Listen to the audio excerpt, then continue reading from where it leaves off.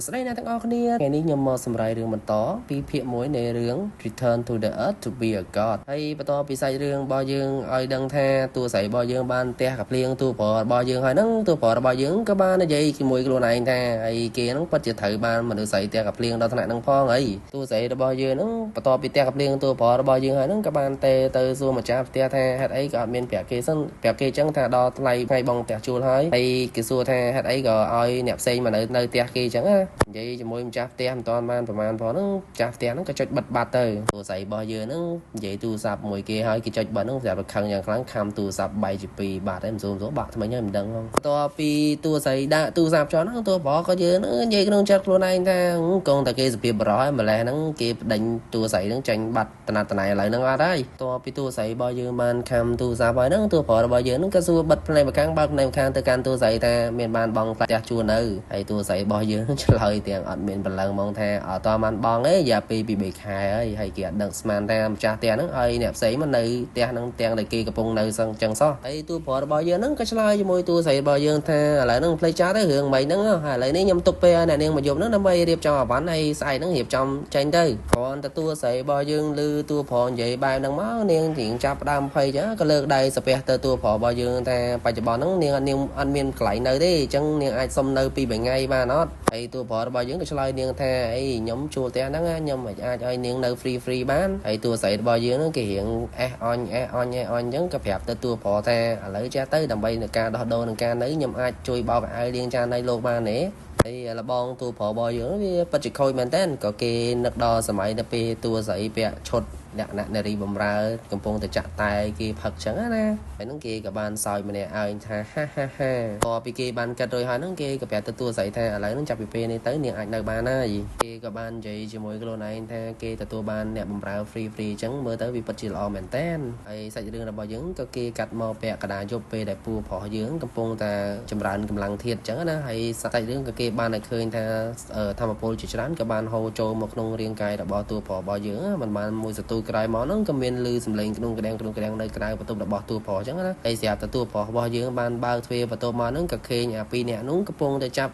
ស្រីបំរើរបស់តួប្រុសរបស់យើងដាក់លើស្មាអញ្ចឹងណាហើយអាមួយនោះវាក៏បានតងអាមួយទៀតសក់បាសជ្រងដូចពួកបាយឆ្លុយអញ្ចឹងណាតពីតួប្រុសរបស់យើងបានបើកទ្វារមកអាមួយសក់បានហ្នឹងគ្រាន់តែគេតួប្រុសវាអត់មាននិយាយអីណាច្រើនទេវាស្ទុះមកវាយតួប្រុសអញ្ចឹងណាហើយមានដឹងថាតួប្រុសយើងនេះលក្ខណៈថាក្បាច់គុណបុកកតោពេញខ្លួនណាគ្រាន់តែវាស្ទុះមកដល់ហ្នឹងស៊ីមួយជើងចង់កណ្ដាលទងដួលស្ដោកបាត់ទៅហើយបានមកស្ទូត្រយមកហ្នឹងបងតងរបស់យើងហ្នឹងស្ទូមកទៀតនិយាយមកថ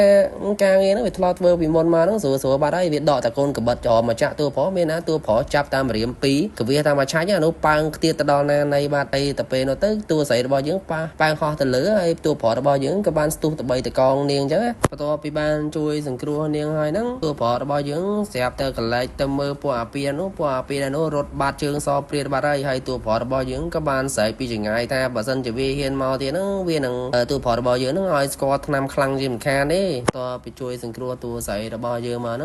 ងតួប្រុសរបស់យើងក៏បានបើកស្កុតមករបស់នាងហើយនាងក៏បាននិយាយថាកុំតន់ដេញពួកគេអីពួកគេប្រហែលជាមនុស្សរបស់ឪពុករបស់ខ្ញុំទេហើយតួប្រុសរបស់យើងនេះលក្ខណៈ surprise មែនតែនហ្មងឆ្លើយហាអញ្ចឹងណាថ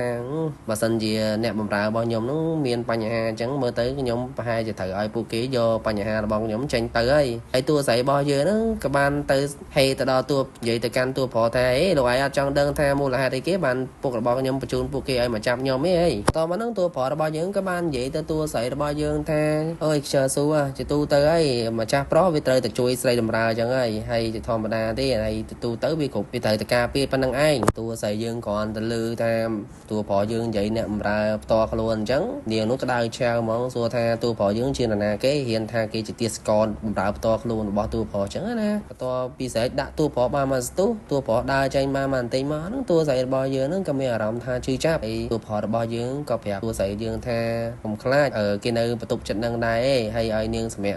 មើលស្អែកហ្នឹងគេទៅទិញថ្នាំឲ្យចាំយកមកឲ្យផឹកឡើងអញ្ចឹងហើយតួប្រុសរបស់យើងហ្នឹងបាននិយាយជាមួយខ្លួនឯងថាខ្ញុំពិតជាចង់ដឹងមែនតើថាអ្នកបម្រើរបស់ខ្ញុំហ្នឹងអត្តសញ្ញាណប័ណ្ណរបស់គេពិតប្រាកដហ្នឹងគឺជានរណាតមកហ្នឹងសាច់រឿងក៏គេកាត់មកពេលព្រឹកហើយតួប្រុសរបស់យើងនៅក្នុងផ្សារកំពុងដើរទិញថ្នាំអញ្ចឹងប៉ុន្តែតួ ទូបរបស់យើងក៏បានលោប្រាប់ថាតម្លៃនៅក្នុងផ្សារហ្នឹងវាដូចជក់ឈាមអញ្ចឹងណាហើយគេថានៅឆ្នាំនៅក្នុងសម័យកាលជឿនលឿនហ្នឹងវាមើលទៅដូចជាថ្លៃវិញហើយបើប្រៀបធៀបជាមួយនឹងឆ្នាំរបស់គេដែលនៅសម័យកាលអមតៈវិញវាមើលទៅសម័យកាលរបស់គេអមតៈហ្នឹងវាល្អជាងហើយធូរថ្លៃជាងទៀតតពីគេបានលោហើយអស់ហ្នឹងគេក៏មានកំណត់មួយគេថា